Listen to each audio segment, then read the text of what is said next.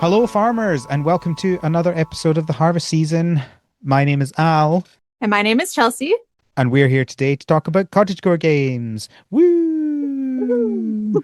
Welcome, Chelsea. This is your first time on the podcast, and with this, I get to check off another country off my list. Yes. Oh, first Canadian. First Canadian, I think. I think first Canadian. I was looking through my Yay. list, unless one of the developers that I've interviewed was Canadian at some point, but I Oh, don't think so. I think the closest we got was one of them was in what's it called? Seattle. I think that's the close enough. closest we've got. Close enough. I wouldn't say Close that to enough. them. Anyway, Yeah, welcome. no. Thank you. Despite being Canadian, it is 35 degrees right now. Oh goodness. Um, Horrifying. yeah. So we either get minus 40 or plus 40. It is 14 here just now. Oh, is it sunny? Is it rainy? It's not been too bad. It's not been raining, but it's not been like really sunny. It's kind of just the word that we would use in Scotland is dreich. Okay. It just means it's kind of cloudy. It's just kind of a bit. It's fine. It's fine. It's fine. It's dreich. Yeah, but indifferent. Um, so I got Chelsea on today to talk about a game that I've talked about a few times on the podcast, and finally got the chance to play, and that is Find Your Words. This is a game where you play a non-verbal character going to summer camp and learning how to use um, a picture exchange communication board. And so Yes. I thought it would be good to first up get another parent on the podcast to talk about that. And it turns out there were other good reasons to get Chelsea on that I didn't know about. Oh, yeah, surprise. Yeah, so my daughter, when she was born, she had a bit of a speech disorder. We were told originally that she would never go to like a regular school, she would never be able to have friends, and pretty terrible thing to say. But then we found the right speech therapist that worked with her, and you wouldn't even be able to tell now. But we did have the augmentative communication book with her when she was in kindergarten.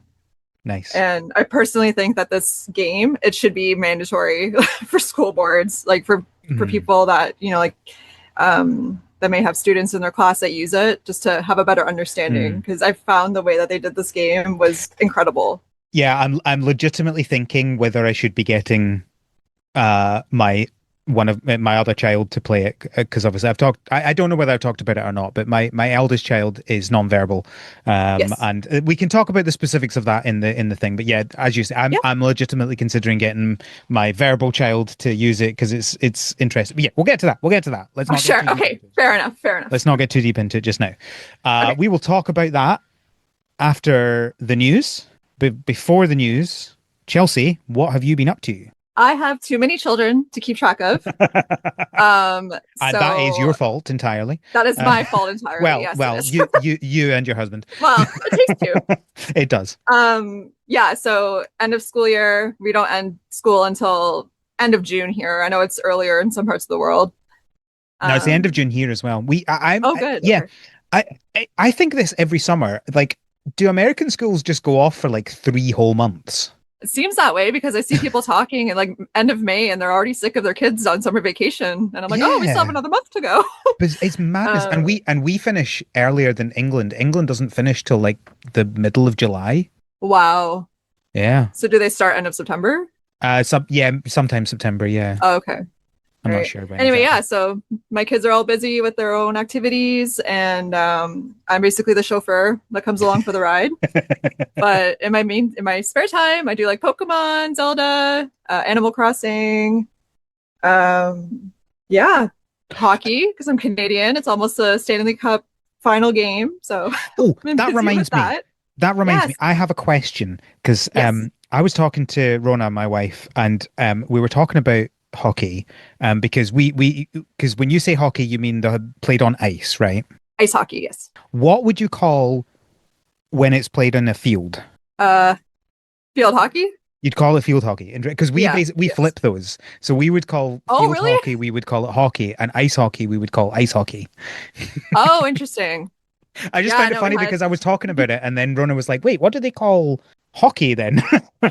Yeah, no, we default thing here is just hockey. And Yeah, I live in a pretty small town, and like every child here plays hockey. yeah. So no one can make plans from July to April because everyone just has hockey tournaments everywhere.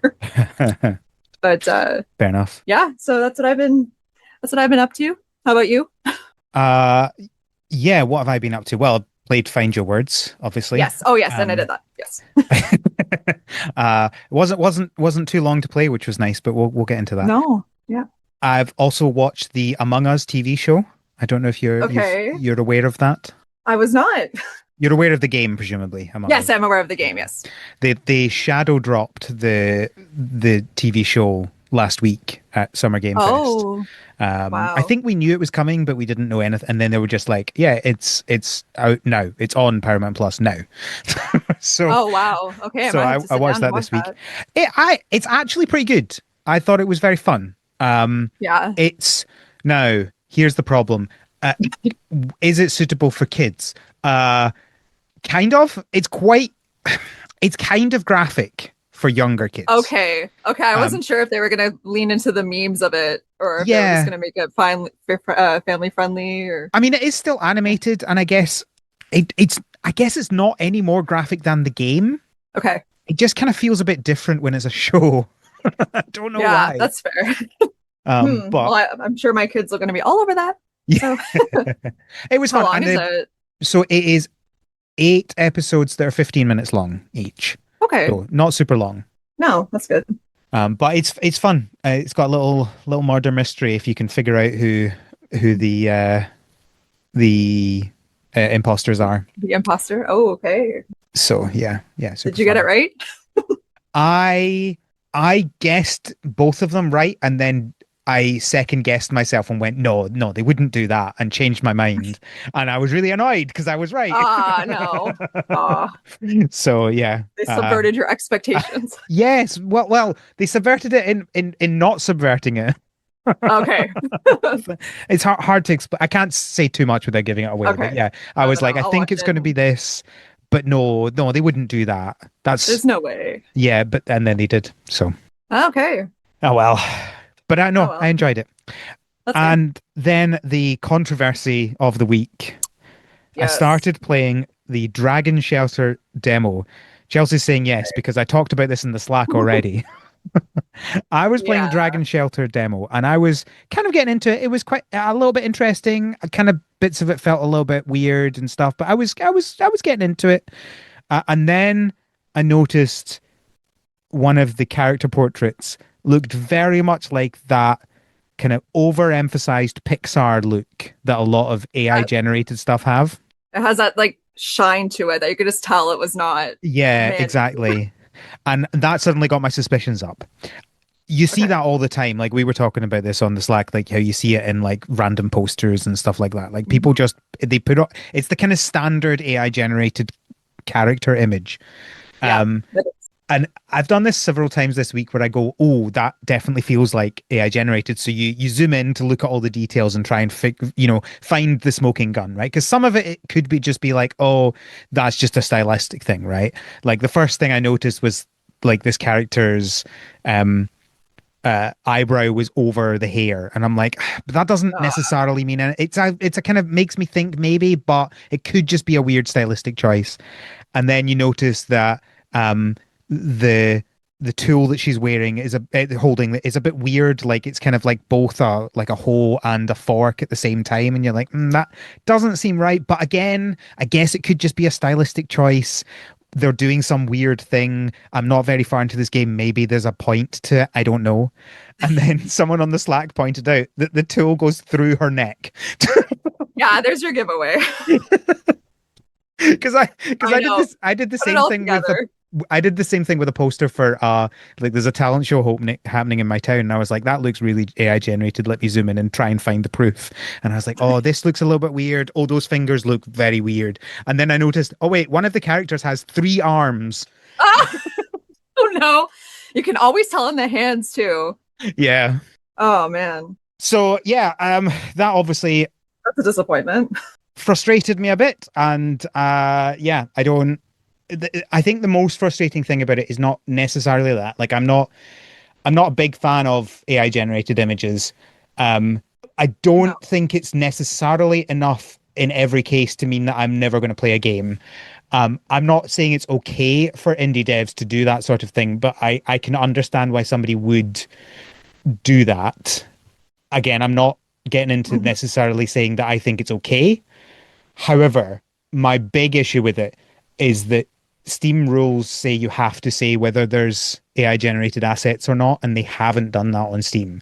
And Oh, that's my okay. like, okay, this is definitely not okay, right? Like, No, no, for sure. Yeah, and maybe if it was for like a placeholder or something, but then you wouldn't be people wouldn't be playing it. yeah, well, I always feel like the placeholder one is such a, it feels like such an excuse because like a placeholder can literally be anything, right? Like put a stick figure Yeah. in as a placeholder, right? Like you Honest to don't God, I need would rather play a game that has a stick figure than an AI generated image. I just feel like the oh we used AI placeholders is such a stupid thing because then you're saying, well, oh yeah, we used the environment destroying technology, but only for temporary things. Just for a little bit. No, we don't need it after. That makes it worse. That's fair. Okay, I revoke my argument.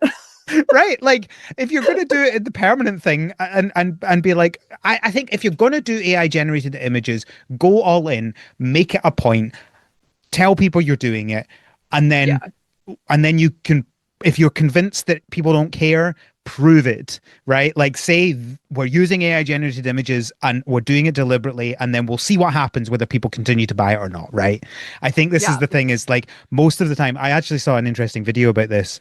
Um, Most people when they get caught, if you will, with AI generated images, I know that word is obviously whatever, but when people find AI generated images, they will always go something like, "Oh, it was just a placeholder, and we forgot to fix that, we changed that one." The easy way out. Yeah, it's the easy way out, and it's like, well, okay, what if there's other ones we've missed, right? Like, how do we Fair know? enough. Yeah, no, Um, that's totally true. but like, just if you think it's okay, just say it, right? Like, just say, yeah, Stand no, we behind did it. it, we don't care, right? Like, yeah, do it or don't do it. And I just like the whole idea of the placeholder things is it makes it harder to notice placeholder images when they're realistic looking. That's true too. Yeah. So if you really care about these images not getting out, you go into Paint, you draw a stick figure, you put that in. That's a placeholder image, right? A realistic looking over the top AI generated image is not a placeholder image. And I cannot be convinced that anyone is legitimately wanting to use them as placeholder images. It's I true. You just could just can't. draw your little stick figure and then dump out 20 liters of water, and you've done the same thing. Yeah. Anyway, rant Uh, over. Uh, I'm not going to tell you to not play the game. I will tell you they're using AI generated images and they're not telling you they're doing that. That's what I'm going to say. hmm. Okay. So, sadly, that's one episode I won't be doing. I'm not saying I won't cover the game in the future. I don't know how I feel about that, but I'm certainly not covering the demo in this state it's in just now. No. So was With it far into the game that you found it, or I was maybe like an hour in, so it wasn't too bad. But okay? I think this is the thing is it's I don't want to be one of those people that says, "Oh well, everything has AI. Everything's going to end up having AI, so why bother fighting it?" Right? And No. I'm also not the sort of person that says that all um all LLM based stuff is wrong. I don't believe that personally. I definitely use some in my coding because it makes specific things that I do much quicker. What I do have a problem with is the maximalizing, we're going to use it for everything. I don't like it being used for art, just in general. No. I think that that's Exactly. silly. And I Yes. think I can kind of see the argument of like, oh, I'm an indie developer, I can't do everything, and I don't have the money to do these things. I'm not saying it's okay. I can see the argument, but Yes. here's a thing: why are you making a game if you don't want to make art? Well, that's it. You're supposed to use AI to regulate things in your life so you can make the art yourself, not use Yeah, AI for the art. yeah, yeah. No, that's totally fair. It I don't if you don't want to make any of the art for a game, you're essentially just writing a physics engine. And that's the boring bit, right? True, it's Like true. that's the bit Well, I we think pay other companies to do for us. Like exactly. I think of the reason I people don't know even what. love art games. Sorry, I'm cutting you off here. No, no, go for it. The reason people love games so much, it could have the most basic playing formula, but if you love the art, a lot of people will stick with that. And I don't find the opposite to be true. Like if the game is fun, or if the game is great but the art looks bad, people may not be as interested. Yeah. Yeah, I think it probably depends on who you are, but yeah, like I just feel like if you don't care about how your game looks, I don't understand why you're making a game, right? Like Yeah, that's totally fair.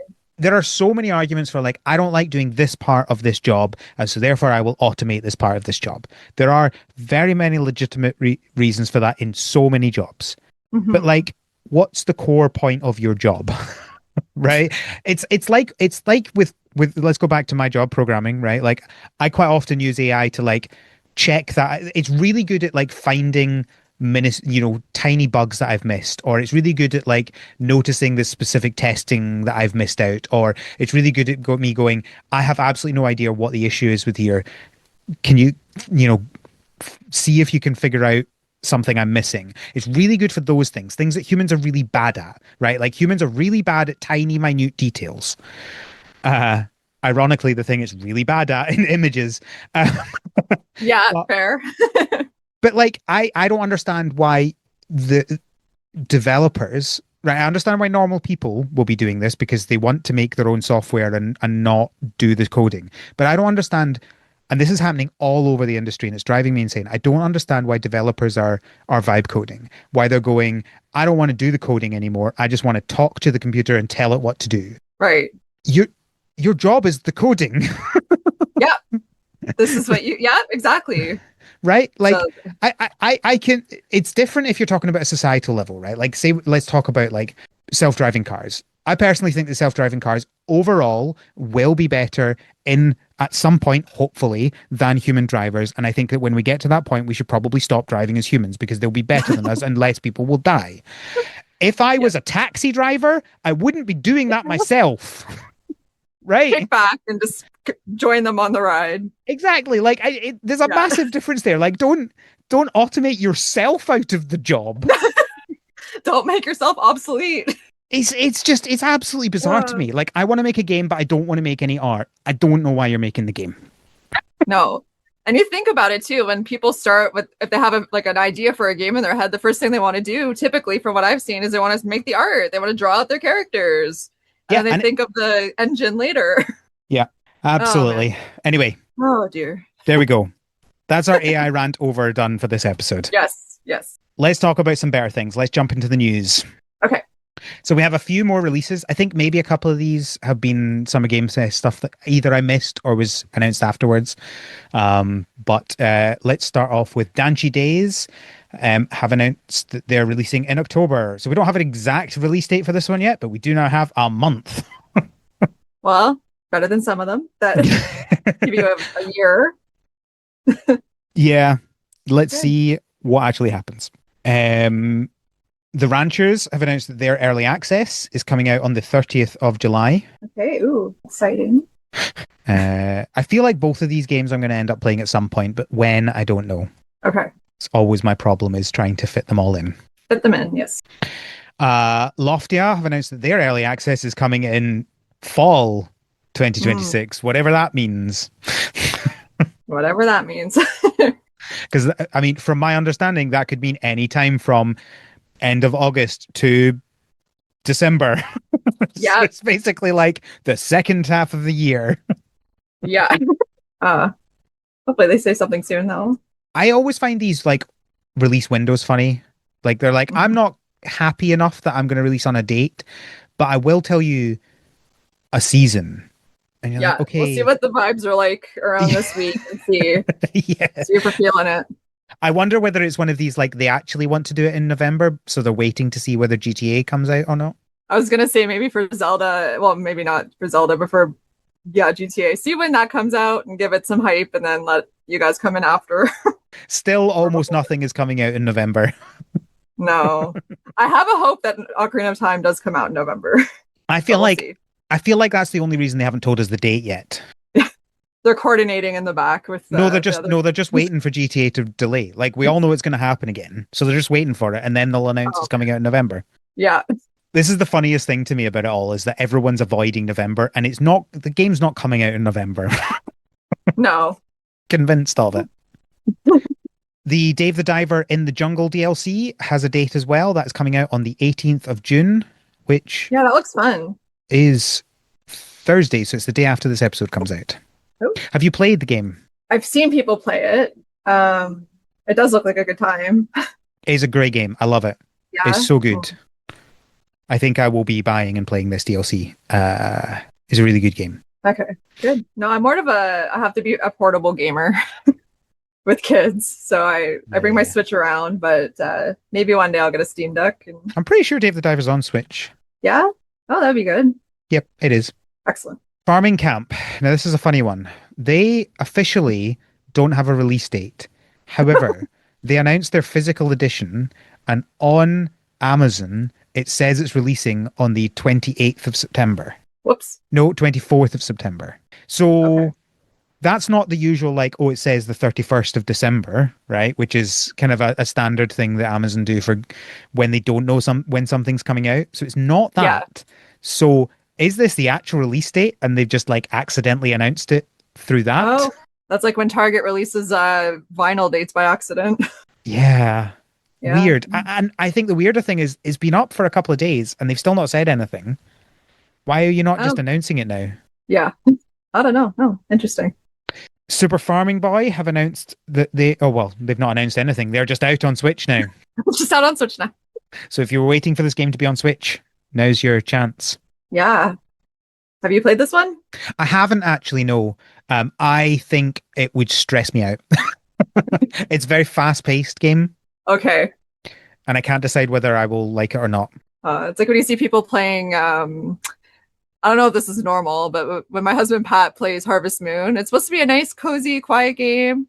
Mhm. And he runs around like breaking a sweat all day, like stressed out. He makes maps of crops on a piece of paper, and like Yeah. this is supposed to be fun. What are Yeah, you doing? there are two ways to play those games. That is Yeah. the one way, and the other is I'll get to it eventually.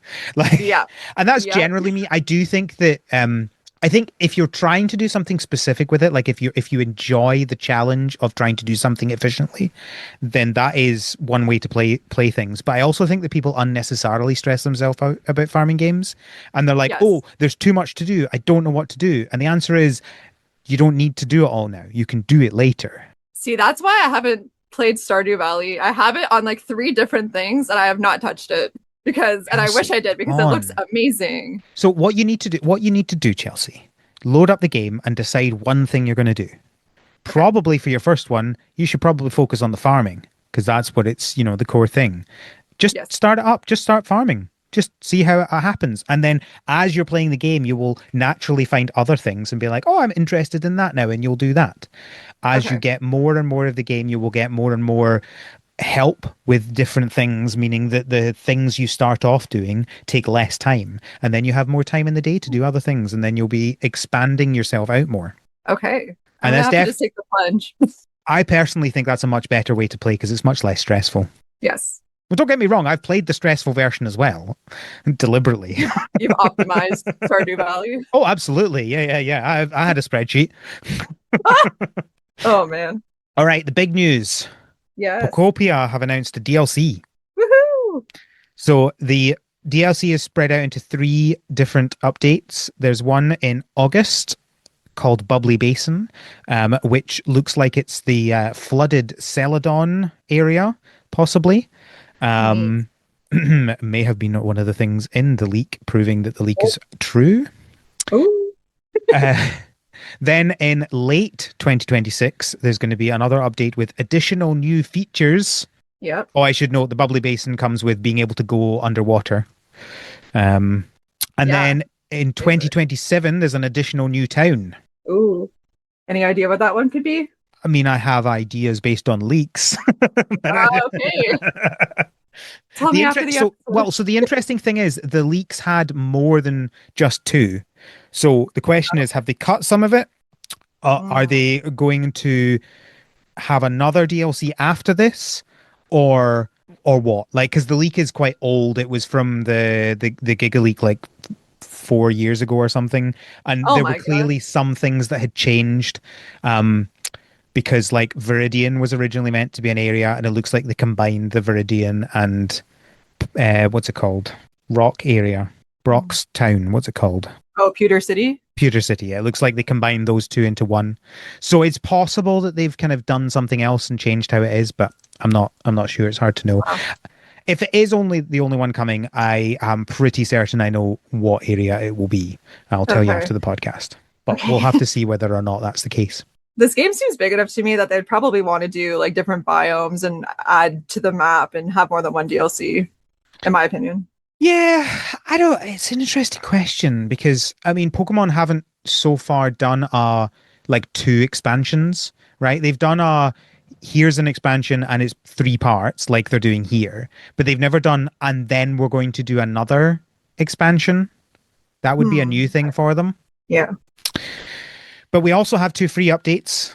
So Yeah. one is that you, with the August 2026 Bubbly Basin going underwater, you will be able to go underwater in the game as a free update.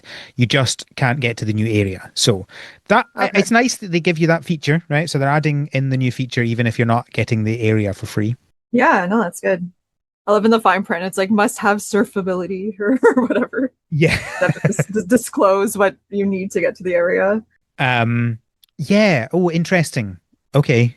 I'd missed that. Is that pretty early on in the game to get the underwater ability? It depends how there's a branching path quite early Okay. on. So it depends which part you do. But it's certainly not super long into the game. Okay. And there's also an update that's gone live like a couple of days ago. It improves the Pokemon conversations. It's also- not just I throwed up.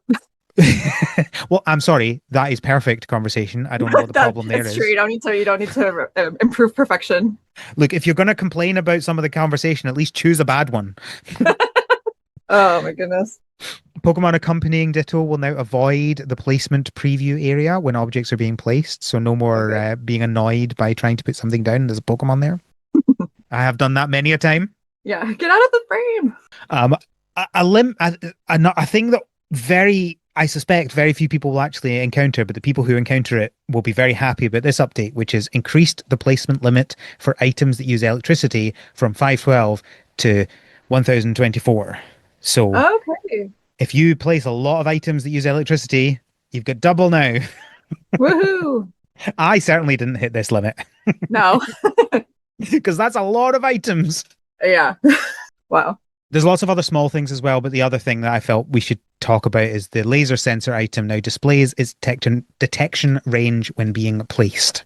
Okay. So that is handy for all your automation purposes. Hmm. So you've not played this game yet, either. I do not have a Switch 2. Oh, However, it's on the list of things to purchase. goodness sake. Go fund me for a Switch 2. I'm kidding. No, I'm sure it'll be a summer purchase for sure. Well, look, the game is good now. It'll be good in a few years. Exactly. Maybe there'll be a Zelda Ocarina of Time edition. Hmm? Never know. Yeah. Oh, so there's an interesting question. I would bet now that they're not going to do them because I think we would have seen. It's been a year now. The Switch has been out for a year. I Yes. feel like we would know if they were going to be doing that by now. Yeah, that's fair. Well, I'll bring my hopes down a little bit then. I mean, it's the fact that they've brought out three different designs of Joy-Cons now, and they're Yeah. all just slightly different colors on the edge. Right? Like, don't get me Yeah. wrong, I have bought the other Joy-Cons. Of course, I Yes, have, you have. but that's not the Yeah. point. I can not the also point. I can also wish for better color changes. That's true. Oh, And we have one more update, which is Cozy Caravan have released their 1.4 update, which is out now, and it gives us the new characters of Rat and Platypus. oh, this looks like a fun game. Have you played this one? I haven't played this one because there's too many games to play. There's too many games to play. Nothing about this one has ever really grabbed me and made me decide I want to play it, but it does have very positive reviews. Yeah, it looks fine. Don't get me wrong. I'm not saying it looks bad. No It just AI takes a lot platypus. to. No, yeah, platypus. Um, I just not sure what the. Oh, it's got a axolotl already apparently in the game. Oh, I just don't know what it's trying to sell me. Like what's its unique yeah, gameplay. because you could be a rat and a platypus. Yeah, I mean, I'll be honest with you, rat not selling me on anything there. Platypus, Maybe platypus. maybe, Maybe. maybe we'll see. We'll see. Part of the problem as well is, especially for like games like this, sometimes if you miss the release window, that's it. You're never gonna play it. Okay, yeah. Once the community is established, the hype is established. You don't want to like Yeah, join in late. Yeah, yeah. But as that's I kind just of how I said, if feel it's about good now, it'll be good in a couple of years. well, that's fair. But then there'll be new games as well. I'm Speaking of new never games, catching up. Yeah, new games. we've got three new games to talk about. Yes. First up, One Piece Grand Gourmet. So for some reason, this is a cooking management sim for One Piece. Hop aboard a delectable management sim in the world of One Piece. Work alongside the Straw Hat crew to build the greatest floating restaurant of the seas. Collect ingredients, dream up dishes, and decorate to have familiar faces lining up for more. This game looks like it's gonna stress me out. Yeah. Any cooking game, but the art was cool. Yeah, I mean it looks okay, so I'm not big into management games just in general, so I'm probably not going to play this game, but I think I could see why people would enjoy it, and I think if you like management games and you like One Piece, absolutely I see why this would be fun. Cannot ask for a better combo if that's what you like. That is coming out on the 22nd of August, and it is on Steam and Switch, and I'm guessing the other consoles, but I didn't actually check. Oh, was it August? I thought it was October. Maybe I I have it wrong. said October. You misheard me. I definitely But didn't say the wrong thing. nope. Well, that's a good time of year for a game. Yes. I don't know. I don't know if Grand Theft Auto can compete with that. Look, I think if you're going to be a game releasing around that time, be a completely different type of game. Yeah. No, exactly. Oh, it's not. It's not PS5. It is just PC, Switch, Switch 2, and mobile, apparently. Mobile, interesting. iOS and Android. Hmm. That might be the best way to play this game, I think, actually. I think so too. Pick up and go. Next, we have Everbloom. Everbloom is a cute and cozy social farming sim set in a world of whimsy. Grow buckets of popcorn right on the plant and make chocolate milk by feeding your cows candy bars. Grow, care, build, decorate, and explore the world of Everbloom solo or with your friends. Sold. I mean, one of the things that I get really annoyed about in this podcast is people calling their games cute and cozy. You don't get to decide that. That's other people whether they agree with that or not. Yeah. I feel like I'm not trying to say anything about the game itself. I'm not accusing it of anything. But do you not feel like that description feels like just an AI generated list of descriptions of a theoretical game? A little. Oh no. Like, oh, A wouldn't it be little funny bit. if you can grow popcorn on a tree? Okay. And the way every kid thought the chocolate milk was made, Yeah. well, I guess we thought it was brown cows. Yeah. But I mean, you feed them candy and chocolate, there you go. It looks But yeah, I fine. think you're right. If people like self declare we are cute and we are cozy. Yeah. But I think yes, I will be playing this one. It looks fine. There you go. That's the limit of my thoughts on this game just now. It looks fine. Fine. Okay. Again, similar to Cozy Caravan, I don't hate anything about this. Hmm. But nothing's sticking out really. Yeah, why am I playing this instead of anything else is my question. Yeah, that is. Like the a world fair is point. full of cute and cozy farming sims. It's kind of their thing. I find so many games now have like ever and dream, cozy, Yeah. all these hype words in them. Yeah. Did you ever play Ever Dream Valley? I did not actually. you know they have a sequel, Everdream Village. Oh, Village. Yeah. Yeah, this always and Bloom I think is quite a common one as well. I can't think of any off the Yes, top of my yeah. head, but I'm pretty sure there's multiple games with Bloom in the name. Um, at least it's not blank blank blank like the Stardew Valley, which a lot of games have Stardew done. Like yeah, that's a common Dreamlight like Valley. yeah, exactly. And our final new game is Bistro. First up, Yes. great name. Excellent. Love it. Oh, I love that. If you're not looking at this and you're just hearing to us, the spelling is Beastro, as in beast, not Bistro. But Bistro is a cozy culinary adventure where the fate of the world rests on what's for dinner. Farm and gather fresh ingredients, tackle cooking minigames, and create tasty recipes to fuel the caretakers for deck building battles as they seek to save the world. So I love the name. So many times I'll That complain is about names. This is a good name. that is a good name. I'm not sure I ever considered a deck building cooking game. Oh, yeah, it's an interesting combination. I like that though. It could be good. Yeah. Well, it's out now, It is so out you can now. try it out. It came out on the 11th of June. Oh, excellent. All right, that's the news. Woo! Okay, we're going to talk about Find Your Words. And I'm just going to say this now. It's very possible that this section gets emotional. Yes. So if you're not in the place emotionally where you can listen to two parents crying about their children, Oh, feel free to no. leave. You don't have to stay here. We will not be offended. Um, but yeah, it's. I mean, I don't know for you, but for me, this is definitely going to be bringing up some things, Oh, and for sure. For sure. I have talked to Rona to make sure that she's okay with me talking very openly about this because I don't think I could talk about this game without talking about my real world experience. Of course.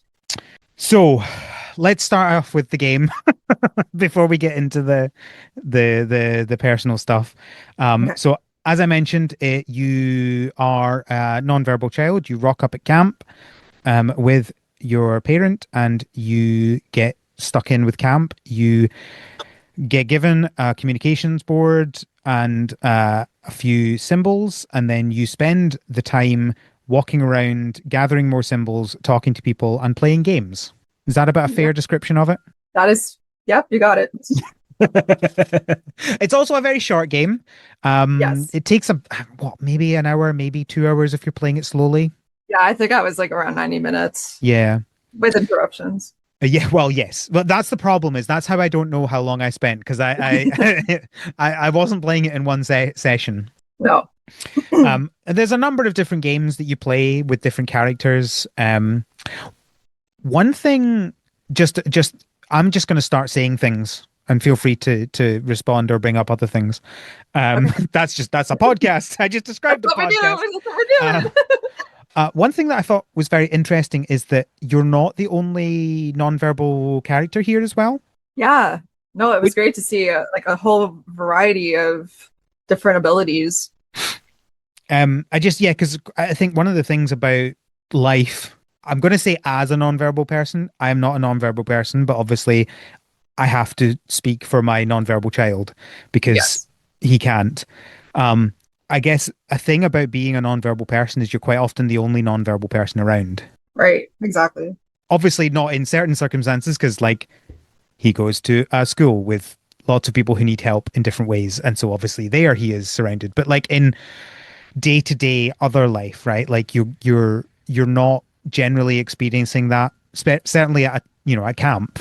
Like I think the idea of going to a camp and there being multiple nonverbal is probably unlikely unless it's a specialized camp. I just Right. thought it was nice. Like you're not the only nonverbal person there, and it's just a thing they put into the game.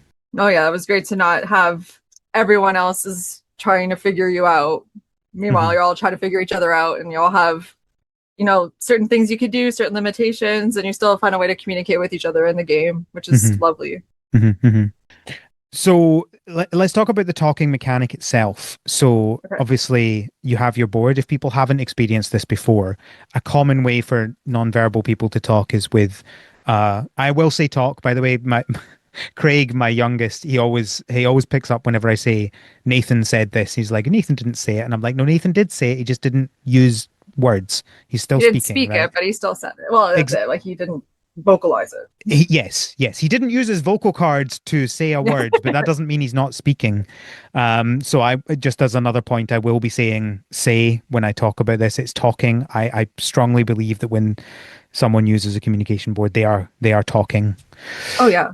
Um, so you have your board and you start off with a few different symbols and then you gather more as you're doing. I think it's an interesting way to do it because I mean, I guess suspension of disbelief for a minute. I don't believe for a moment that this child has reached this age being nonverbal and doesn't already have a communications board. But, You gotta but have the game happen though. well, exactly. That's my point. Suspension of disbelief. Just been out there. But I thought it was interesting where you gather symbols for places and things and people as you encounter them. Yes. Yeah, you So it's build on like what you build on the start of it. exactly. So it's like you encounter a person and you ask who they are and they give you a symbol for who they are, which by the way, lovely thing is that these people were prepared for this. One thing that lots of people's experiences will be very different, but Yes. my experience with Nathan and so he goes to a mainstream school 1 day a week. Okay. And his class that he's grown up with now, he's 11 now. They are like super inclusive of him. They're so kind to him. They will talk to him, knowing he's not going to respond, but still talk to him as if they legitimately want to, include him in things, which is just lovely. And this That's felt the same sort of way. It's like, oh, people being so accepting of this person and how they communicate by being like, oh, yes, I'm so and so. Here's a symbol that you can use to refer to me is just really nice. yes. That was very nice. Because that's not always the case, unfortunately. Well, Um, yeah. but no, that's great for at school being included that way. And just personally, as for myself, like as a parent, yes, I experience that side, not to the degree that you have, but my job, I'm a personal support worker. So I work through basically from infancy to seniors of people with different abilities. So I've used communication boards. I've seen like text to speech. I don't do sign language, but like I can understand a little bit of it and just seeing and you just communicate as you would anyone else, or you try at least. Mhm. Yeah, I'm sorry, I lost my train of thought there, but No, yeah, no. no, it's great to have anyone that they can, try to feel like they're including somebody in the situation. Yeah. I also find it interesting because this is the way you play the game is by communicating, right? That's the entirety of the game is you move around the map and you communicate. That is the entire game. I think it's a really interesting. So we talked at the beginning about making other people play the game. Yes, I mean make. Um, I think it's really interesting having to experience that the only way you can communicate with the world is by this board. That's what I was thinking too, because it's like, okay, so if I'm getting a little bit frustrated, it's trying to think what symbol do I use Yep. in the situation. I think that's where you were going. Yep. Yep. Imagine in real life the situation of this is not exactly what I want to say, but I'm limited to these pictures and hmm words on a hmm board. Yep. Yeah, Absolutely. yep. It was great to show that you see all the versatile activities. There was like the hide and seek and the bird watching. What else? The painting, the dancing, and the art, and you were able to do all those things with just like with your board. hmm hmm So it just showed how many different activities you could do with that little board. hmm Yeah, you talk about the frustration. It's very true because sometimes you'll be like, oh, maybe this will be the thing to tell them what I'm wanting to tell them, and they'll respond in a way that's like, no, that's not what I meant. Like, I get why you said that, right? I get why you responded to what I gave you in the way that I did, but that's not what I wanted to tell you. It's not how I wanted you to respond. And then you have to be like, oh, well, what do I actually want to tell you? And I mean, it's a little bit different for us, me because so Nathan is less his understanding of things is less Okay. than the character in the game, certainly, and many people who would use communications board.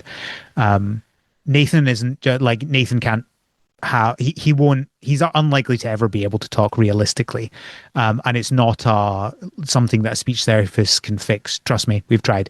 Yeah. His understanding that's often the issue, Okay. rather than necessarily his communication. He's actually surprisingly good at telling you what he wants when he wants to tell you what he wants. um the problem is that obviously it's like other people understanding what he's communicating is quite difficult. But yeah, the idea of having like complex sentences that you're trying to like tell somebody with the symbols is absolutely the case for a lot of people who can't talk. But certainly for us, that's less of a thing because Nathan is less trying to explain feelings and thoughts and stuff, and is more trying to say, "I want food. I want to go out. I want this. I want that." Like it's about Right. what he needs and what he wants in much more simplistic terms. The idea of obviously a mental age is a bit wishy-washy and a bit complicated, but you know, his it can sometimes be useful for people, and that his mental age is often kind of like of a toddler. He's Mhm. just very simplistic in a lot of ways, which is you know uh we love him for who he is, but can, I think, make things even more complicated than that sort of thing, because he's not only trying to explain what he's saying, he's trying to understand what we're saying as well, because he will understand certain words and phrases and what they collate to, but he will like fixate on specific words in a sentence. So you Okay. can't be like, uh, you can't say certain things in together because he will think you're saying something else, if that makes sense. Okay. Yeah, it's very very basic. Like you can't have a complex thought. Like it would be taken literally. Yeah, I think it's hard to know because he can't communicate in That's it. ways to Exactly. explain this, but I suspect he has more complicated thoughts. It's more like the language part of it, where even when we're talking about things, he will be like, if you say, um, I'm trying to think. He's gained a lot over the last few years. So the examples I used to use don't work anymore, right? Like a couple of years ago, he wouldn't understand the idea of we're doing this, then we're doing that. He would just assume that we're doing them like both at the same time because you've like Okay. mentioned both things. He's thinking about both things, and he will decide in his head we're doing one of the things you said. And if you say we're doing them in this order, that doesn't mean he's going to understand the order, right? Because that Right. communication of this, then that is very hard. Certainly was very hard. He's much better at that now. We're quite good at saying we're doing this, Oh, then we're doing that. He's much better at understanding that now. good. Good. But yeah, it's things like that, right? Like things that we take Yeah. for granted, even with like, I have a 3-year-old nephew. He understands certain things like that. He might be a moany about it. He might not want it, but he will understand it. Um, in a lot of cases with Nathan, he just won't understand it. And sometimes, like one of the things that's really difficult for him is like negation, right? Saying not this, and Okay. he'll hear when you say not this, he'll hear this, and he'll think that he's getting this, but you said not this. So like we have to like make like if he asks for something and it's we can't have that, we say no or not now, and he will understand then that that's not. But if you say oh, like if he asks for some sweets and he's had too many sweets, if you say no sweets, he's like picking up the sweets, not necessarily the no, right? So Okay. it's things like that. So in our case, like this game is less applicable, but it's still, I think, very useful for that frustration side of things, right? Because he obviously Yeah. has that even more because there's fewer symbols he can use, and he can't make up the phrases that you can do with the board. Yeah.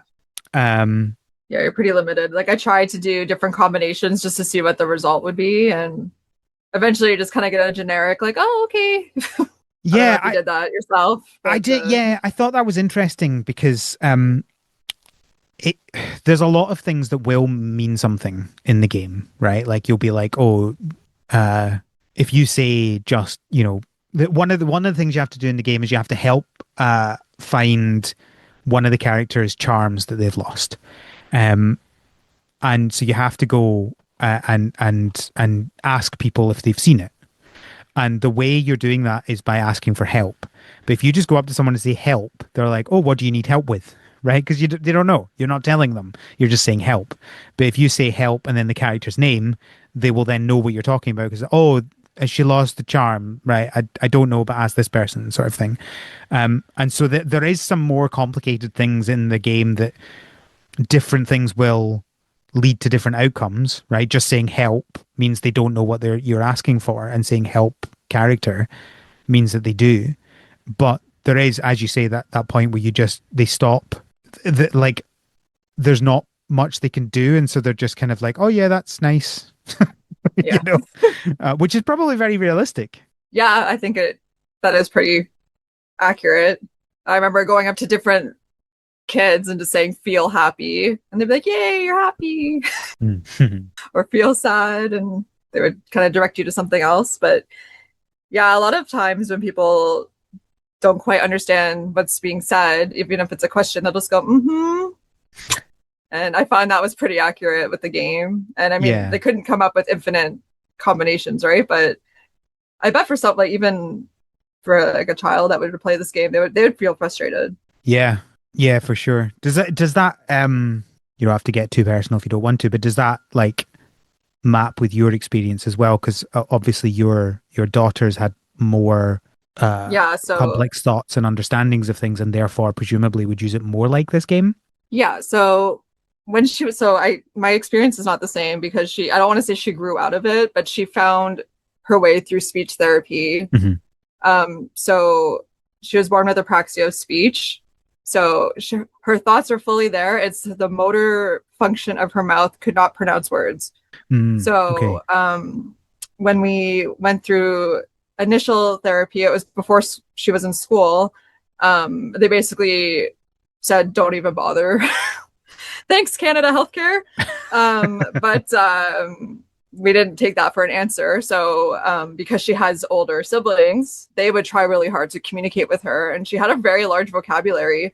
One of the tests that they did was just to see how her vocabulary pool was, and she was way ahead of her age. But no one could understand what she was saying just because her mouth could not form the words properly.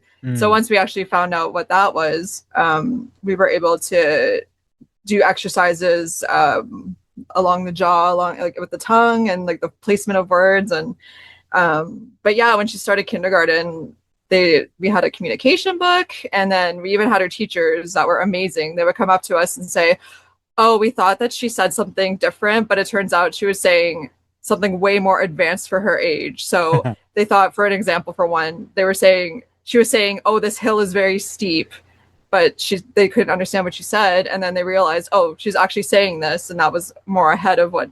Anyway, it was so frustrating to have her vocabulary like locked behind this physical ailment.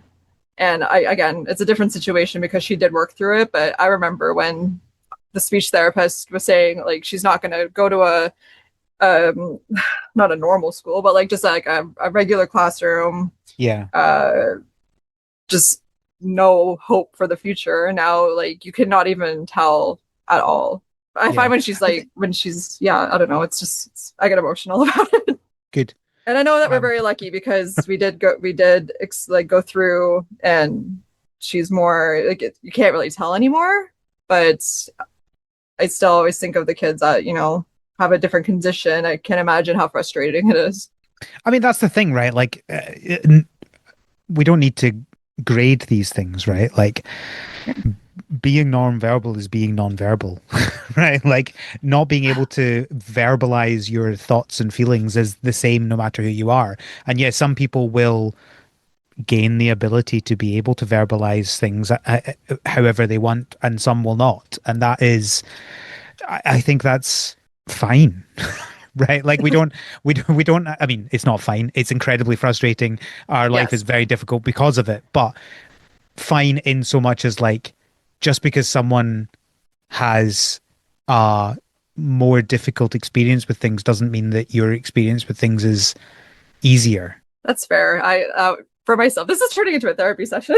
Good. um, I always, yeah, I always tried to keep it a little bit more to myself because I said, okay, well, she's walking, she's not physically limited. This is fine. Like she'll find her way. But yeah, no, she doesn't even remember. Like I asked her, do you remember using your communication book? She's like, nope. That's interesting. How old was she? Uh, 4. So she started, yeah, when she started kindergarten, she was 4, and then halfway through junior kindergarten, she's just stopped using it. And it wasn't even that her speech had improved so much. It's just that like her classroom was so accommodating that they Hmm. understood what sounds were what. So, but then yeah, once she started going to a different therapist, it was all some of it was through Zoom, which was incredibly frustrating. I cannot imagine. I felt so bad for the speech therapist Oh because how do you keep no. a kid's attention Yeah. through Zoom, a 4-year-old? Or even just like understanding what someone says, or Yeah, so she had to like whatever. Like, it's very difficult yeah, over that sort of thing. she had to zoom in. Like I can't even imagine what her software looked like. She had to zoom in and had all these like different angles of the mouth to see if she's like positioning the words a certain way. Wow. And yeah, I can't imagine how frustrating that was for all the speech language pathologists. Eventually, we were able to go in person, which was a lot easier because you do it through Play. Um, Yeah. so I don't know if people may have had a different experience like before COVID with their speech therapy. But yeah, no, I asked her about it and I said, do you remember going to see so and so? And she says, oh, I remember playing, but she doesn't remember any of the exercises, which is it's crazy how resilient kids are. And, Yeah, well, I mean, that's a success, right? Like, and she had to do a throat scope when she was, or a nose scope while she was awake. oh, I don't know if you've ever had to do that for no, I any of your haven't. I don't kids. want to.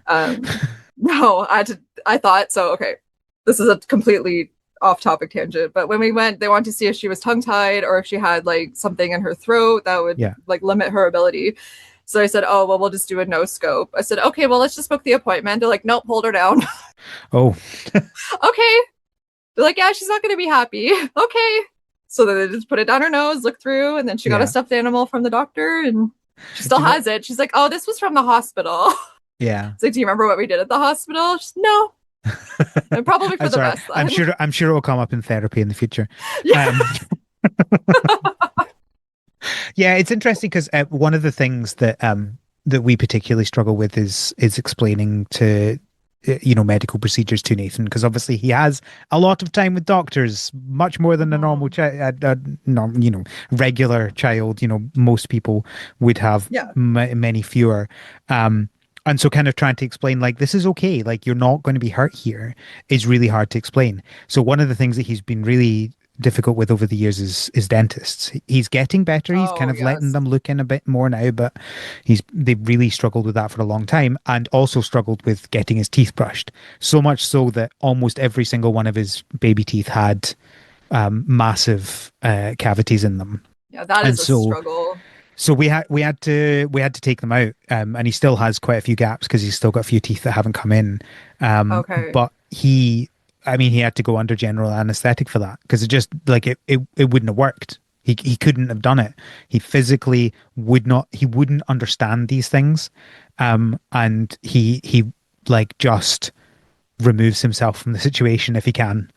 For Like sure. And you think, he sorry, go ahead. no no go for it. You think of the dentist for even like a typical person, I'll say, I don't mean it like that, but like you lie down in a chair with a Mhm. light shining in your face, glasses on, men and women with their masks on in your mouth. Like it's scary for Yeah. even like the average person. So imagine having to explain that. Tell you the worst one they had though was not the dentist. It was when, so he loves climbing and he's generally really good and he's generally really safe. But no matter Okay. how safe you are, you're always going to fall eventually. And so there was one time that he fell and cracked his head off a floor. And so we Oh had my to go to the goodness. doctor's, head bleeding. And, and Wow. we got to the hospital and they took us through and took a look at it and it's like, yeah, okay, so we're gonna have to staple that. Oh no. And I'm like, oh, so Okay. right. And as you say, like even with a typical child, that would be a difficult thing to do. But we have our, uh, you know, non-verbal Yeah. child who cannot understand. Like, there's no way we could explain that to him, right? No. So we literally just had me and Rona, my wife, either side of him, literally just holding him down while the doctor came in and just went ka-dunk, ka-dunk. And Oh my goodness. it That's was probably worse for you. possibly one of my worst days. Like, just Oh the my gosh. horrific face that he made, like thinking he had been, you know, um he'd we'd just done this to him, and he didn't understand why. He didn't know that it was so important that he had this, because he had this gaping head wound. It Oh my needed to be gosh. closed. And then the worst bit was, 2 weeks later we had to take them out. Oh no. Oh, And, I was gonna ask, did he pick at it a lot or I mean, yeah, not so much that it caused huge problems, but yeah, uh, the I, that reminded me of when he went in for his general anesthetic for getting his teeth out. He wasn't allowed to eat for 12 hours beforehand. oh And he just did explain, not I know you understand can't why I'm not eat. getting any food. Oh Because he didn't understand, and he no. was just like constantly being like, I need food, I need food. So yeah, that was particularly Oh, hard. It's amazing the things you take for granted before you honestly, have to yes. try and communicate with someone who has such a limited understanding of words.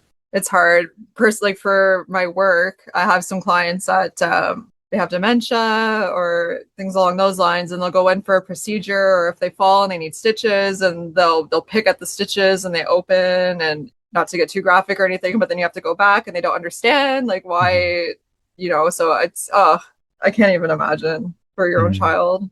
But Yeah, was it's hard. that recent or was that That was a couple of years ago. okay? Um, the head wound. We've not had anything like that in the last couple of years, thankfully. So, but Is I he mean, still a it's just, climber?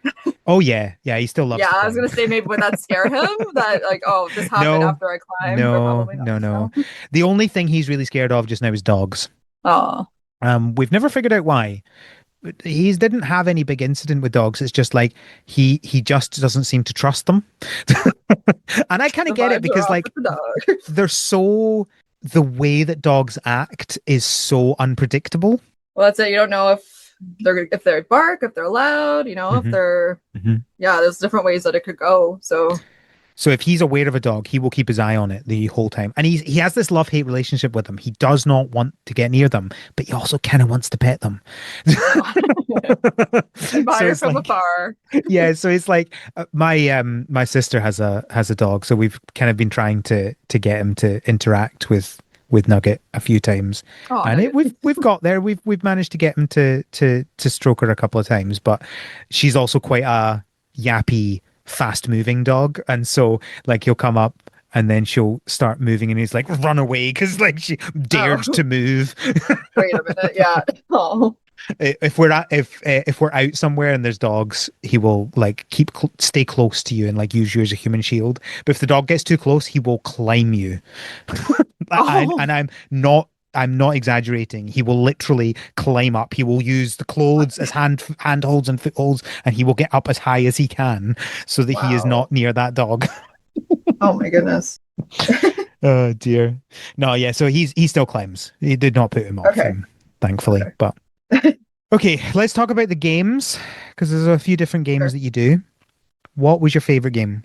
I love the bird watching one. Mm. That was the Um, one I finished last because it took me a while to actually understand what it was asking me to do. oh, I had a hard time finding the woodpecker. Mm. That was the last one. That was a good one. I really liked it because it forces you to pay closer attention to what's around and use Yeah, your that's my ears. problem. Oh, yeah, because they're kind of like some of them you can kind of see, but Yeah. other ones you have to just listen. Which I'm surprised too, because I'm more of a visual person.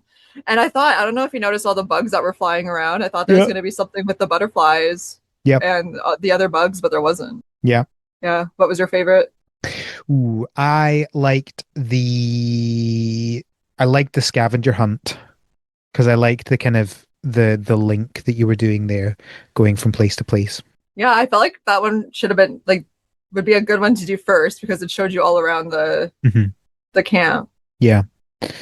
Yeah, Yeah. no, I enjoyed that. So we've got the scavenger hunt. Basically, you've got one. Each of the characters has a game, basically, that they want to play with you. And so you walk up to them and you say play, and then they will tell you what their game is, and then you can do that. So, there was the scavenger hunt, which is you have a clue, and you had to show the other person where you think the clue was leading you towards.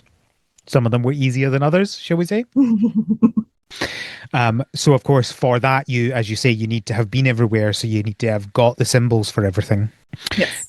And then there was the bird watching, and for that, you needed to find a bird, look at it through your binoculars, and once you've seen it through the binoculars, you'll get the symbol for that bird. And you had to go back and tell the person what bird you saw and where you saw them. And honestly, I didn't pay enough attention. So like I knew which bird, but then I forgot where I'd see it. So I just Yeah. cycled through all of them. It's like, I don't remember exactly where. Um, and then there was hide and seek. So there's a character who hides under a box, and you have to go and find him. I don't think there was anything else to that. You just had to say No, I play, think that and he was would go it. and hide, and then you'd go find him. See, I thought I was doing it wrong because I'm like, do I just infinitely follow him? And then eventually it's like, no, we're false Eventually, it now. stops. Yeah. Yeah. And then there was the art. So there was an artist Yes. who wanted inspiration. And the funny I thing had a is that soft this spot is for her what because I her name find. was Gwenny. Oh, okay. What I found particularly funny about that was basically every location is inspiration. Yeah, Because that's it's true. like, I was like, oh, what are going to be the most inspirational places? Oh, go to the beach. And then it's like, oh, go to the. And then I'd gone through all the ones that I thought were inspirational. And I was like, I've not finished this yet. There's still ones to do. And I was like, oh, I guess go paint the lodge then, I Go to the guess. lodge, go to the activity board. Yeah. Yeah, yeah, go I paint know the I was activity board. I was thinking about it too. I'm like, oh well, I think the first one I did was the cliff or no, the tower. Yeah. And I'm like, oh, I don't know if there's the wrong one, but then you just did all of them. Like, okay. I mean, I feel like that kind of says something, right? Like anything can be inspiration Yeah, you got if the you really think about childlike it. one whimsy. Yeah, yeah, that too. Like, oh yeah, I'm going to make a painting for this.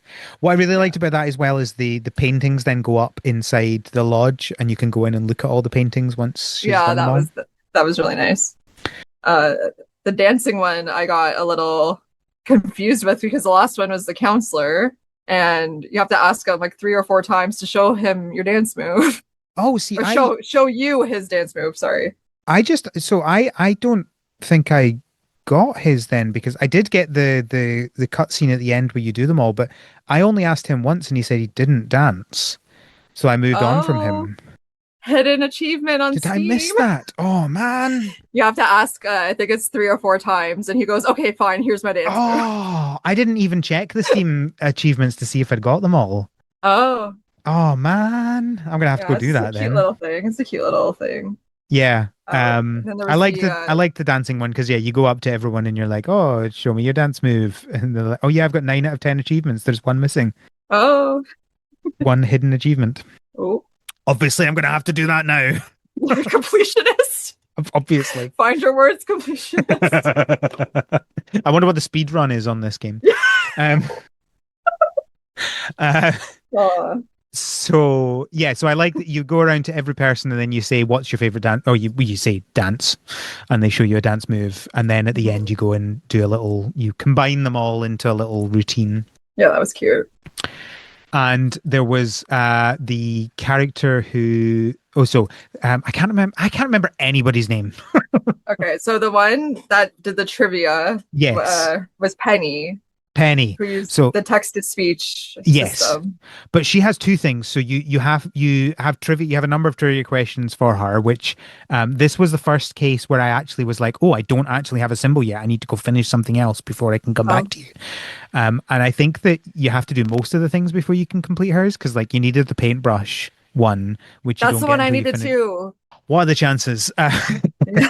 But also with her, she's the one that loses the charm, so you have to help her get the charm as well. So she actually has two activities that you do. Mhm. Yeah, I was like, hold on, I gotta find the paintbrush thing. So I figured there was a certain way you had to do the quests. Yeah. Yeah, Um, but no, I think it's just I got so emotional at the end, like when your mom comes to pick you up. I don't and know you if I'm go and give jumping the her. gun here a little No, bit. no, no, no. Go. That's all the activities. So Okay. you're not jumping the gun. Go for it. That's the game. Spoiler Uh, alert! Spoiler alert for the spoiler end alert, your mom of comes to Find pick Your you up. Words. Your mom comes to pick you up at the end of the camp. And then she just says, "Oh, how was your day?" And then you can list off as many activities as you want. She just keeps And listening until you stop. and then you just give her this huge hug, and that's an achievement Yeah, for your mom. And I just thought it was so wholesome, and they did an amazing job with this game. yeah, I agree. No notes. Honestly, like it was.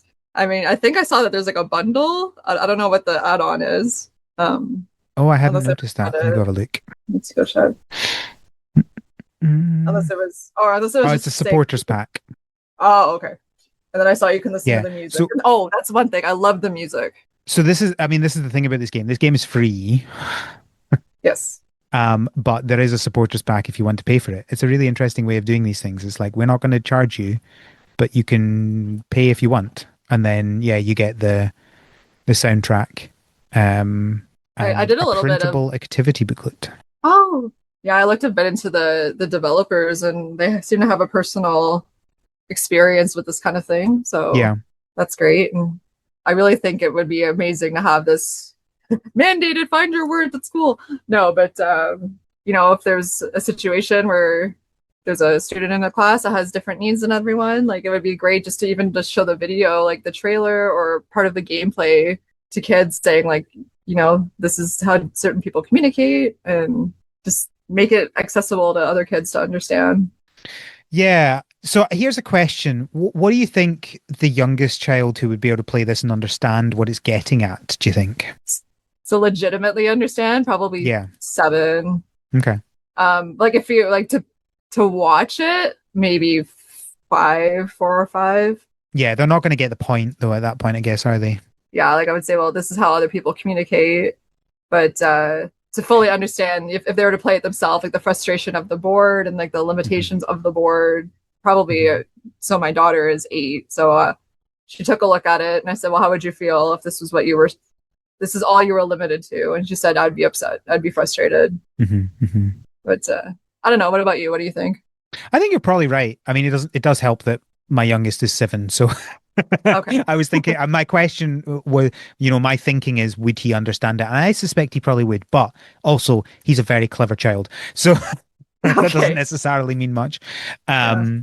Yeah, I think I might need to try him with this game and see what he thinks, because he loves playing games. Like he's into Mario and Astrobot and a whole bunch of other games, Nice. Minecraft That's and awesome. stuff. So he loves playing games. So I'd I love to imagine get all of our kids are nerdy with who are with what? their parents. Never. No. How is your younger son with Nathan? Oh, that's an interesting question. If you don't mind me asking. No, absolutely. I said I was going to be open. Um, they have an interesting relationship. I mean, they're never going to have normal sibling relationship, whatever that means. Mhm. I think certainly when he was younger, trying to explain that Nathan doesn't talk was difficult. And, we're going through that with his cousins just now as well, his younger cousins, his Okay. older cousin. He has 2 older cousins, and then he has 3 younger cousins. And the 3 younger cousins are 3, 2, and 0. Um, Okay. and so we're just kind of getting to the point where the oldest is starting to notice that Nathan doesn't actually talk. Because I think at some point you just don't, at certain ages, you just don't notice it, right? You're just Right. like, people exist, and I don't Yeah. really notice the difference between people. No. Um, but yeah, it's a difficult thing to kind of explain to another child. I mean, when we obviously experience it quite a lot when Nathan's out and about playing, and like a child comes up to him and tries to engage him in conversation, and it's like you don't want to immediately go in and say, "Oh, he doesn't talk," right? You don't want to remove the kind of interaction that's happening, but also Nathan just Right. ignores them. Like he doesn't generally care about other children. Okay. Yeah, I you don't think want to like immediately say, "Oh, just don't bother." exactly. You You just, don't oh, want he to. communicates in a different way. Exactly, because who knows? One day he might start interacting with children, and I don't want to like stop it when it's about to happen, and then I never would have known that would have happened. It hasn't happened yet, but that doesn't mean it won't. Um, Oh, but exactly. but at some point you do have to go in and you have to be like, he doesn't talk. Feel free to try and play with him, but the chances are he won't. You know, he won't play with you. But absolutely try. Like, there's nothing wrong with that. And as I say, like the kids at his school are great. They've all learned a bunch of sign language, even though Oh, that's amazing. Oh, Nathan doesn't use sign language, but they've still learned it and they still use it with him just because, right? Because they're like, you never know. And I think it's so lovely the way they do that. But that's um great. different people understand him in different ways. But yeah, Craig is I think I think Craig and Nathan treat each other the same way and that they just kind of exist nearby, right? Like and Okay. it's kind of in a way it's sad, right? Like because they don't have any sort of normal sibling relationship. No, it's a different dynamic completely.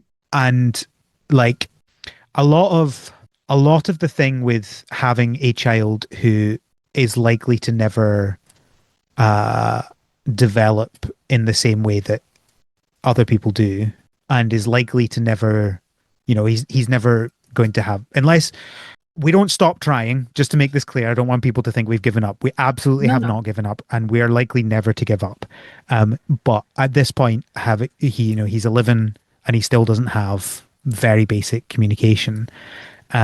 We've kind of come to the realization that he's never going to get to certain points, and that is a difficult thing to live with because, in a way, it's a kind of grief, right? Like Absolutely. you when you have a child, and I've experienced this in multiple ways because we went through a couple of miscarriages as well. Oh, I'm sorry. Nathan was actually meant to be a twin. We Oh, went to the first scan and there were two, and then the second scan there was only one. Um, and so we've experienced this sort of thing in multiple different ways. But yeah, when you become a parent, and you'll know this, like you have expectations and you have like you know what having a child is, right? You have a child and they are a baby and then they're a toddler and then yep. they learn to be themselves and then they grow up and they become an adult and they move away, and and that is the natural progression of things of having a Once that you child. have sentimental milestones that you're expecting to achieve with them, and then yeah, and it's then absolutely something that you grieve. and then you never experience them. um This is you a know hard episode for you to start me on. People are like, never bring this girl back. I don't know. I cried on the Spiritfarer episode as well. Oh, So I don't know what my point is. no, but people say like, oh, it's a blessing to have a child that has like is disabled. It's like, well, you love them no matter what, but there is still the expectation like of hope of, I don't want to say a normal childhood, but like you have a child with the hope of reaching certain parts of life together and Mhm, experiencing life with your child. mhm. And, I'm not trying to sound bad at all anyway, but that's just what you would expect. Like people like, for example, people uh get a dog with the expectation of, oh yeah, I can take my dog out for a walk, I can feed my dog, I can play with my dog. But then if you get a dog that's reactive or like gets injured, it's a different experience. And obviously, I'm not comparing parenthood to dog ownership, but like you get something, you plan for something in your life with the expectation of it going a certain way. And you do grieve if that doesn't happen the way that you had planned on it. Yeah. If I'm explaining that at all No, correctly. no. Yeah, no, no, you aren't. I mean, for me, you are, but like, Yeah, no. Again, I do not speak for everyone on the planet, but from my own experience and from what I've seen as a healthcare employee, like I see children that, never walk, never feed themselves. And, the parents will pull me aside just because that's my job. And I see the disappointment, I see the grief, and they have no one else to talk to. So they often will tell me, like, this isn't what we expected. Am I a bad person for wanting something else? And then you say, of course not. And it's just maybe a taboo situation, but like I understand 100% expecting a different reality. yeah. I think day to day, it's not something you think about too deeply, right? Because then you'd just be No. constantly depressed. Yeah, But it's something that you think about from time to time, and of course. yeah, still love him. He's an absolutely adorable child. That helps. Uh, That helps. Yeah. Nature knew what it was doing, making the kids cute. but yeah, we've actually, so interestingly, around his communication board, we started off very simply with him, because obviously, as I mentioned, it's not like, unlike the child in this game, can't just be told a word, given a symbol, and then immediately has that connection. No. Um, we took literally years to get to the point where he could use even one symbol. Wow. And anyone who knows Nathan will know that it was a food symbol. It was snack. It was, I want a snack. Perfect. He is very food driven. That is Okay. his goal in life, is to eat as much as possible. Which, like, fair, I get it. Yeah. So we started off with that, and then it took us another couple of years to get to the second symbol. Okay. Well, I But bet when that, breaking that first symbol, you must have been oh, it was so huge. proud. It was absolutely huge. The problem then is we tried a few different symbols that were for different things. We tried using symbols to toilet train him, for example, and it didn't go anywhere. And then we tried a couple of other things. Eventually, we kind of just we gave up on adding new symbols for ages. And then maybe like a year and a half ago, we started again. And we added a few more symbols, and we managed to get there. It took us a while, but we got there with a couple more symbols. And we're now at the Wow. point where he's actually managing to pick up on symbols with only a couple of weeks Oh, of wow. work. So we've, in fact, I got one today where he used it on his own without any prompting, asking for something that he wanted for the first time for that symbol. And that feeling is just amazing. Oh, wow. What was it? It was bacon. Perfect. Yes, that's a good motivator. He loves bacon. Bacon's one of his things, but the way he used to ask for bacon was take you to the fridge.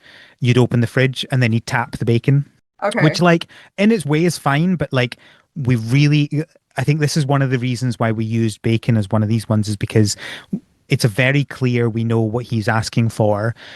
And then we go, okay, if you want bacon, you come here and you use this symbol, bacon, and then we do the bacon.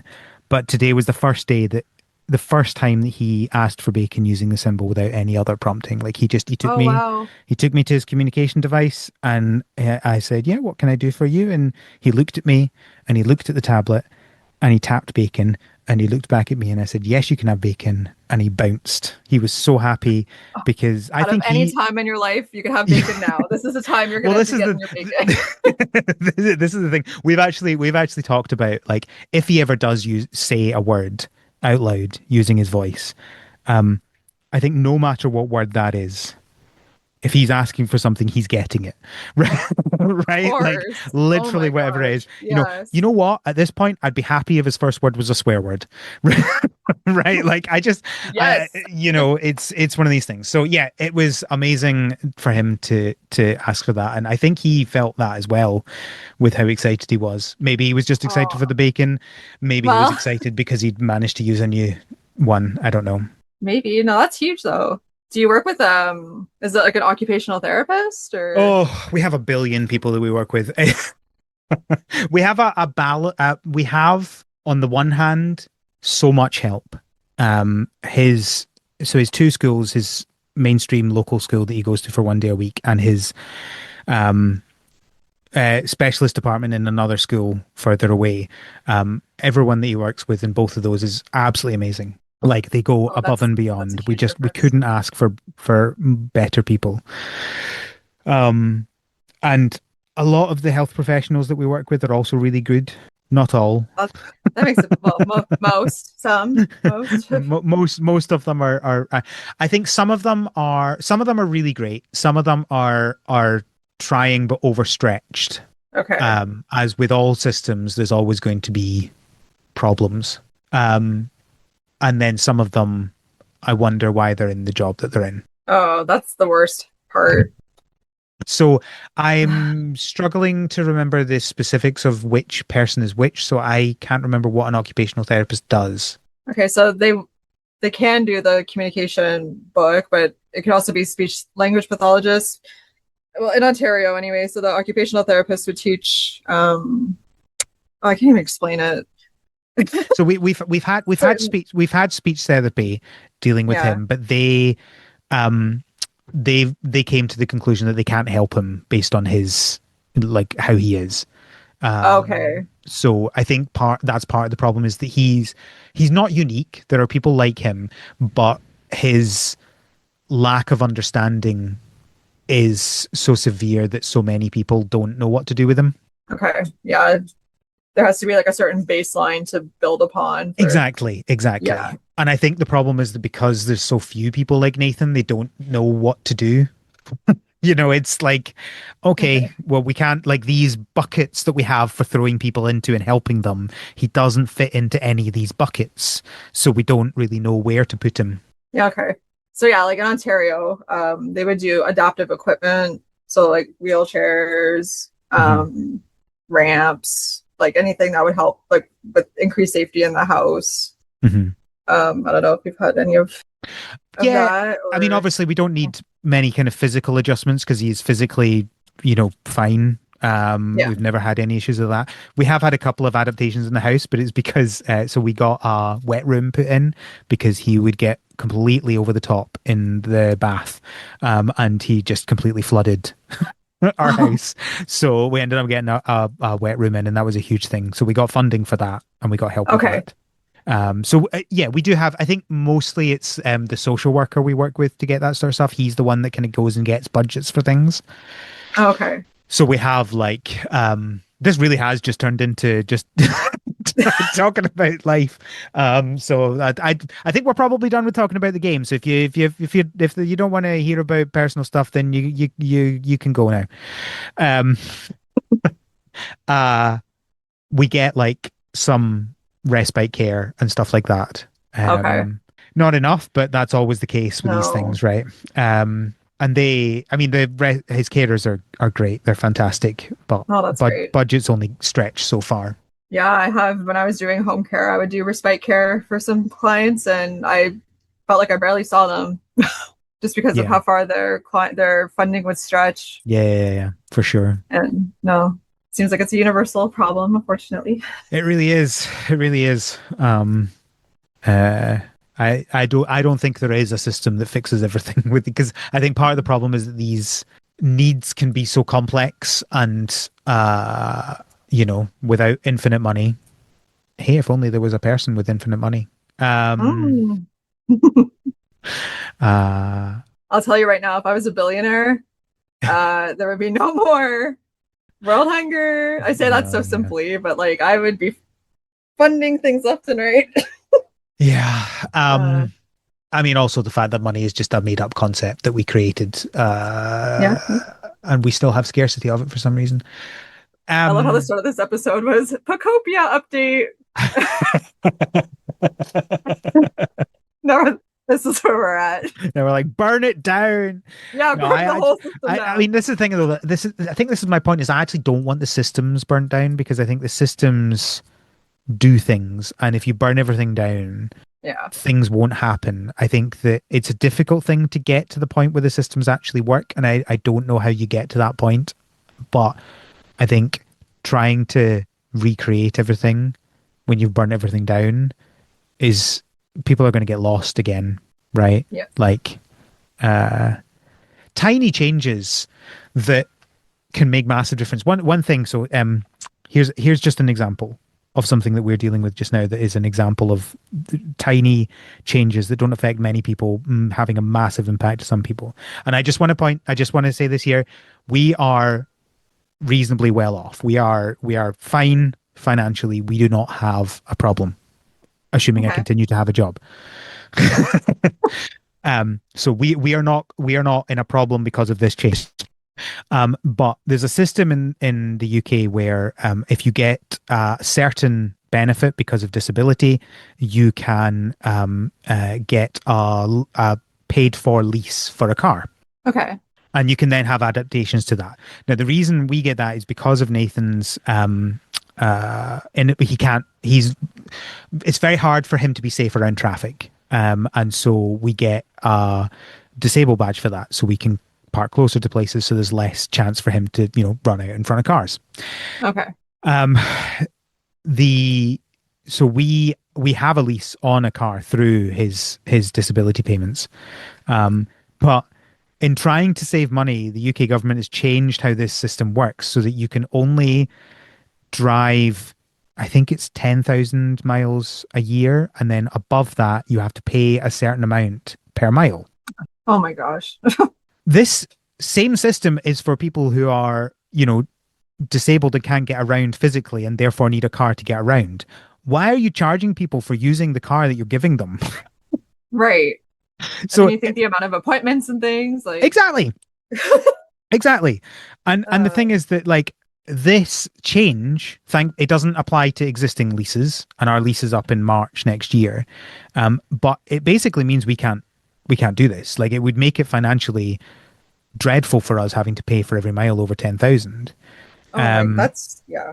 So from next year, we're just not going to use that lease anymore, and we're going to have to get a different car. And the thing is that, like, that isn't going to be the end of the world for us, but it might have been for someone else who was in our situation and had less money. Right? Like, we're gonna be fine. It's gonna have a hit to us. We're gonna have less money because of it, but we're gonna be fine. But someone wouldn't have been. And I think that they look at these things and go, oh, this is costing lots of money. We must change it so it costs less money. And it's like, okay, great. Now someone can't afford their food. Great. Exactly. Good job. And one of the other things they're doing about the system is that there are certain cars that, so you pay, basically, you don't pay for the lease, but you pay like an upfront cost depending on the car you get, right? So cheaper cars has a lower upfront cost. Okay. More expensive cars have a higher upfront cost, and then everybody gets the lease paid for them. The thing about this is people were apparently really annoyed that you could get expensive cars on this system. But two things. One, if you get an expensive car, you pay more upfront, right? You're paying for a more expensive car. Hey, that's how buying a car works. Regardless of the situation, that's what exactly. It's gonna be. Like, I don't. Yeah. It's not like you're saying, "Oh, I'm going to get a Jaguar for no extra money." You're like, "No, I want to get a Jaguar, and I'm going to pay the extra money on top of what it would have given me so that I can get the car that I want." And two, just because someone's disabled doesn't mean they don't get to have a nice car. Right. Like, I need to think, like, these cars have like comfort features, safety features that you may want to invest in. Yeah. Like, I don't understand this concept of, like, oh, you are disabled and getting benefits, and therefore we're paying a certain amount to get you a car. You're not allowed to pay more money to get a nicer car.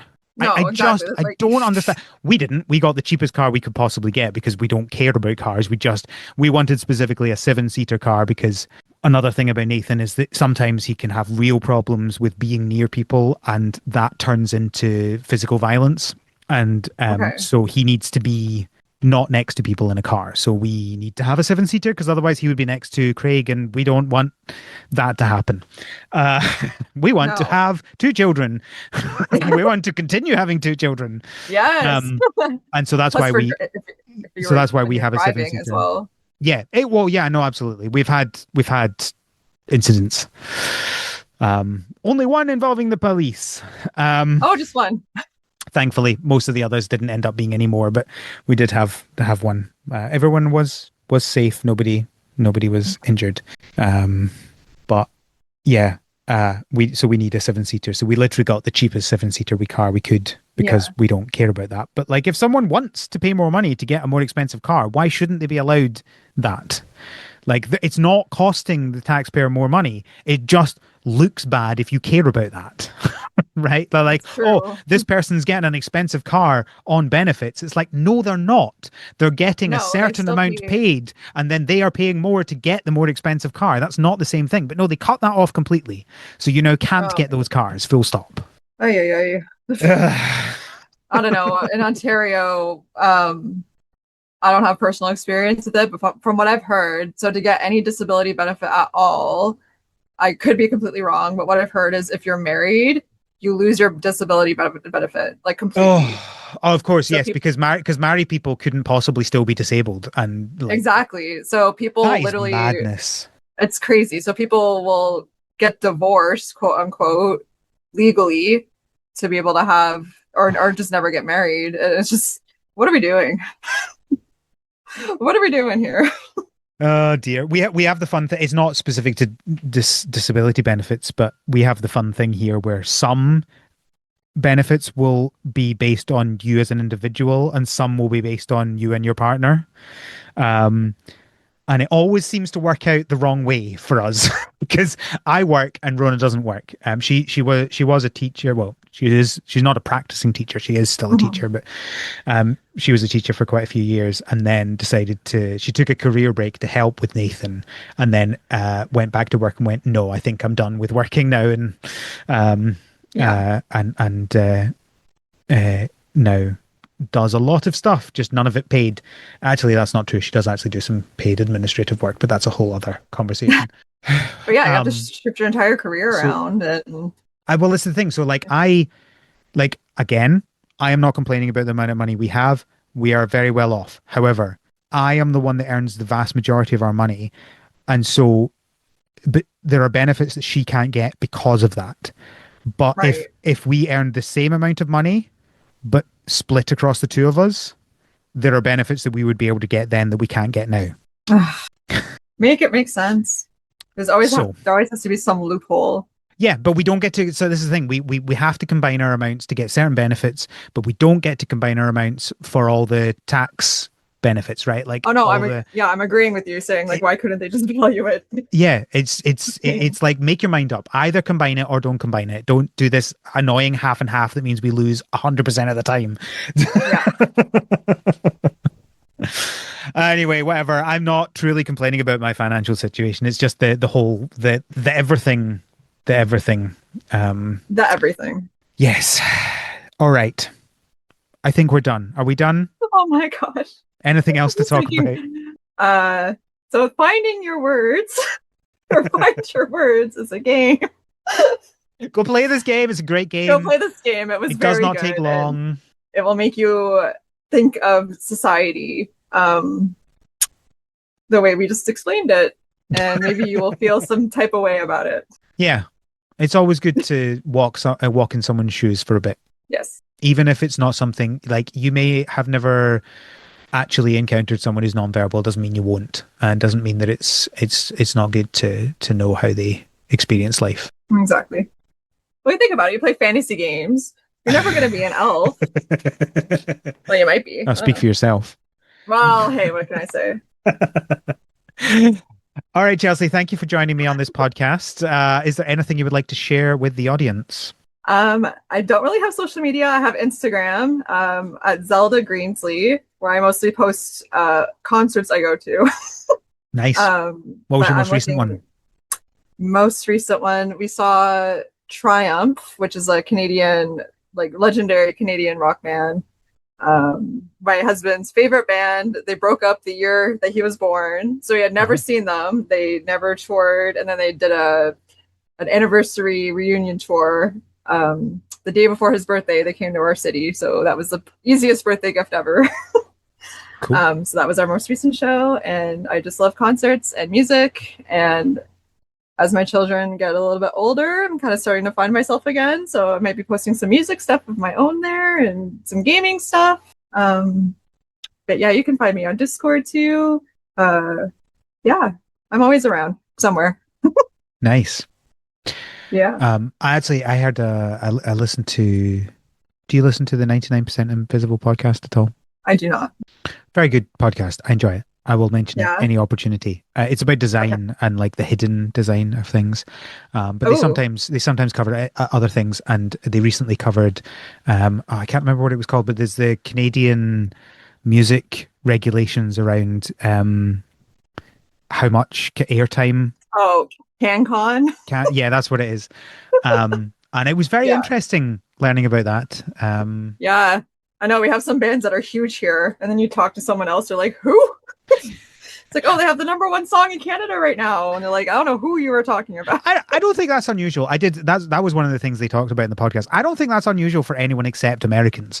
It's like, one of the one of the big films from last year was the Robbie Williams biopic, and like nobody almost nobody in America knows who he is, but like here he is incredibly famous. Right. I think that's not unusual, having famous people in your country and not elsewhere, unless you're in America. Because if you're American Well, famous, you're everywhere famous. that's true. That's true. Yeah. No, Luckily all for of the our rest radio of us, we have to have all their famous people as well. Oh man. But yes, sorry, I'm not a big social media person, but I'm around on Slack and Discord, and yeah, I stick with my close group of people.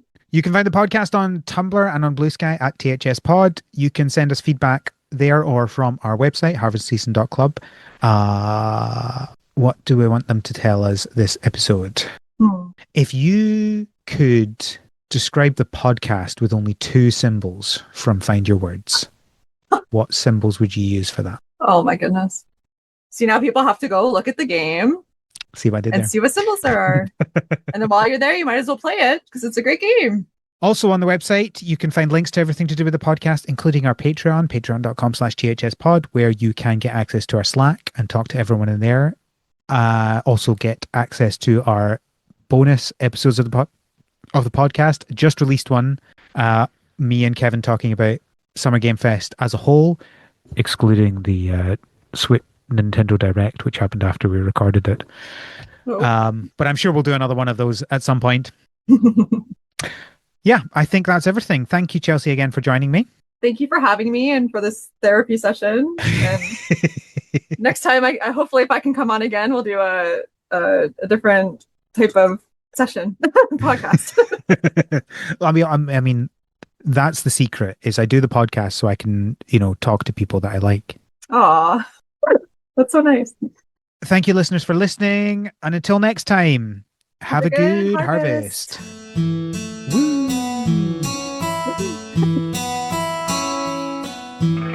The Harvest Season is created by Al McKinley, with support from our patrons, including our pro farmers, Kevin, Stuart, and Elisa.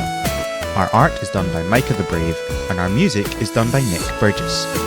Feel free to visit our website, harvestseason.club, for show notes and links to things we discussed in this episode.